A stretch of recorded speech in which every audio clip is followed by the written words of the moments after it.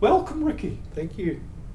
Can I start things off with a big open question? Mm-hmm. Can you tell us about Te Hou Nui, its origins, and the kind of creative ideas behind it? Yeah, so Te Hou Nui was came about after a discussion with the CubaDupa people and talking about some ideas about a large-scale composition that could involve a lot of the community based here in Pōneke, and I guess something that was accessible for people to play. So we got talking, and then the idea was to have it down at the Aotearoa site, which is Dixon Street and Manor Street. So yeah, the idea came about to do this piece, involving, at the time, I mean, it was supposed to be last year, but then COVID put it back, so it was much bigger on the initial sort of outing. But yeah, the idea for it really was to create something kind of joyous, and also another idea was to have it so that anyone could turn up with their instruments and join in. So the music would be up on the website, all the scored parts, and people could download them and come along, bring their cornet or whatever, and come and join in. So yeah. I believe that it has like 4 groups of musicians. Yes. Perhaps up to 200 musicians altogether. I think that it's looking around about 100. It's still a lot. It's still a lot, yeah. So we've got the Wellington concert band, the symphonic band, there's the Air Force band, the Wellington Community Choir, Sam Manzanza's drummers, Andreas Lepper's drumming group, Taikoza, I think that's actually it. And Hiwa too, the Kapahaka group, who will do I guess they're doing a sort of separate piece, but then we respond back to them with this call and response. Call and response, yeah. So they'll sort of do haka, and then this piece is supposed to be intended to reply back, and it's a way to sort of, I don't know, the way I thought about the music too was to put some kind of energy back into that site and to acknowledge the mauri of that area and all the iwi and hapu that have been there, have existed there and lived there, and so yeah, that's pretty much the So and the idea for the composition, I guess it's sort of there's an album by Chris McGregor and the Brotherhood of Breath, and one track in particular called MRA, which is this fantastic kind of Hokkaido horn arrangement that's quite energetic, and where sort of there's multiple players sort of playing quite simple parts, but all together they sound quite complex. So I kind of went, that sort of inspired it. Also thinking, so wanted to do something similar. It's obviously really important in this piece, the idea of community and it being a collaborative project. I mean, was that your kind of idea straight from the get-go, Riki, to do something that really got the whole community involved? Yes, it is, because I guess, I mean, I'm starting to now like meet with the groups and go and meet everybody and see how everyone's going with the music. So yeah, I collaborated with a really fantastic arranger called Ben Wood, who did all the scoring and everything, and so we got all those parts together, and then just getting it out to everybody really. And it's just, again, the music, I wanted it to be not too heady in terms of like, well, there's only really a certain type of musician that could play this music. Yeah. Make it so that, you know, you can play one note in the composition and it would work. I saw that in the kind of press release that you've deliberately written the score so that if you're beginning in your musical journey, you can come and play. Yeah. But if you're also, you know, an advanced player, you can come along as well. How difficult was it writing a score that manages to keep those two ends of the spectrum, you know, the beginners and the more advanced players, you know, so that what speaks to them both? Yeah, well, there's parts in there which, I mean, there's a lot of repetition in the score, so it's like, if you imagine sort of 8 different instruments, and each one's playing quite a simple part, whether it's like one note per bar or another one's playing on the end of 3 or whatever. But then when you put them all together, it sounds like quite a it sounds like a line, or it sounds like some sort of polyrhythmic thing. So that was the idea of it, that if you wanted to, you could jump on, you know, like some players will play, like there's a flute part which is quite fast, or then there's some tuba parts too, which when you listen to it, it sounds like it's motoring along for 10 minutes. But then when you look at the actual part, it's broken down for 2 tubas. One's playing one half of the bar and the other one's playing the other half. So it's not. So I'm not going to fall out with too many tuba players in the process. So it's sort of, the idea too for the composition was to have like the nuts and bolts of the band, who are all good readers and all good players, to be like sharp with it and just play it down. And then have on top of that other people that aren't too sure or are just still learning playing as well. And I just kind of love that idea of that tension between things being right and then things not being right. And I always tend to lean towards things being not necessarily right.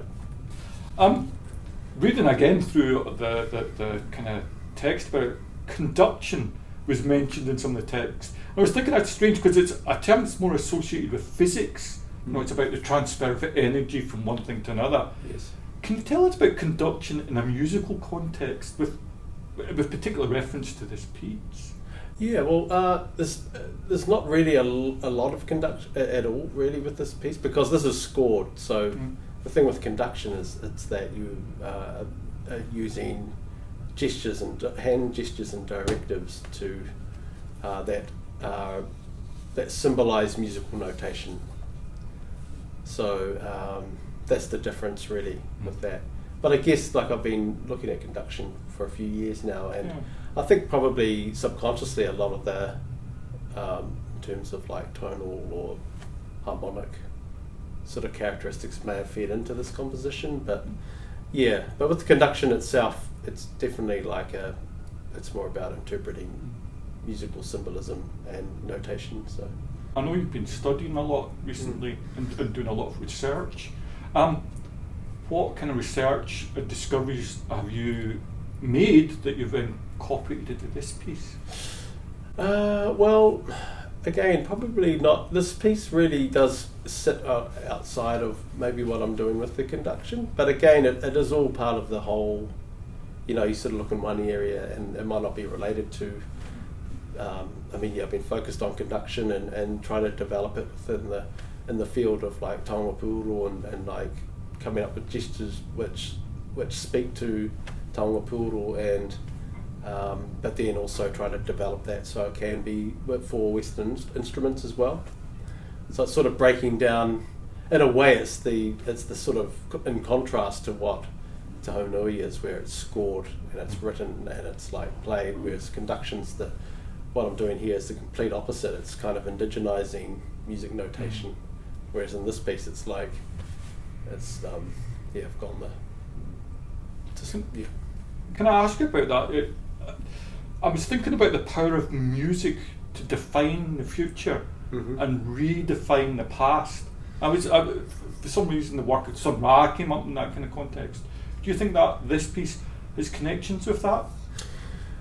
Good question. Yeah, definitely. I think yes. Sun Ra is a big influence. Again, you know, we absorb all this music as we sort of progress through life, and it all kind of goes in and it sits within you. And I know. I think like Sun Ra would be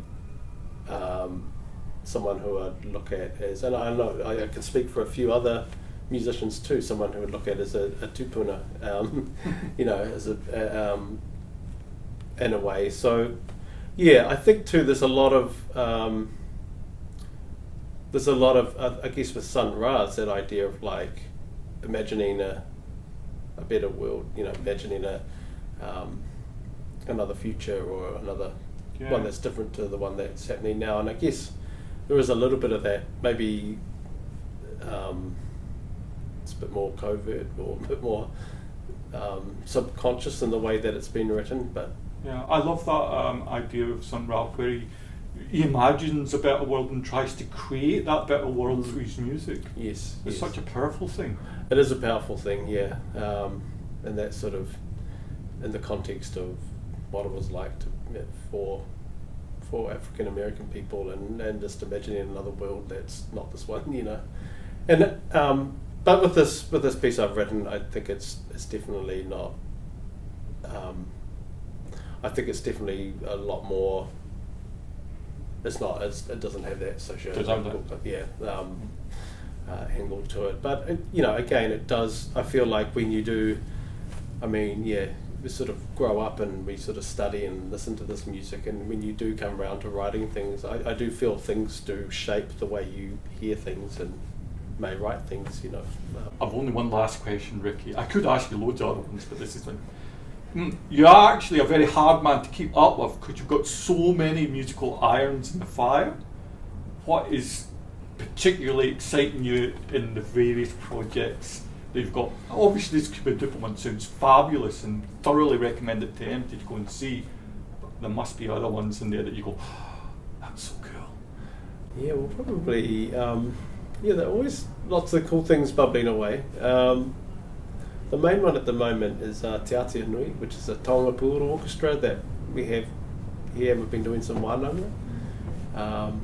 It's run by my friends Carly and Kahu. They run this group, and we did a conduction with a bunch of players up at Fortuna Chapel a couple of years ago, and then we're just Carly and Kahu went, this doesn't mean we're going to carry it on. So we're just in the process now. We're in the middle of doing a bunch of new wānanga, and it's not, we do some conduction in there, but it's also like looking at atua of the different tonga and like instrument making, sort of, you know.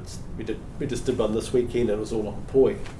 I never felt so uncoordinated in my life, but it's like, so that's really exciting, and that's a really beautiful space to be in, and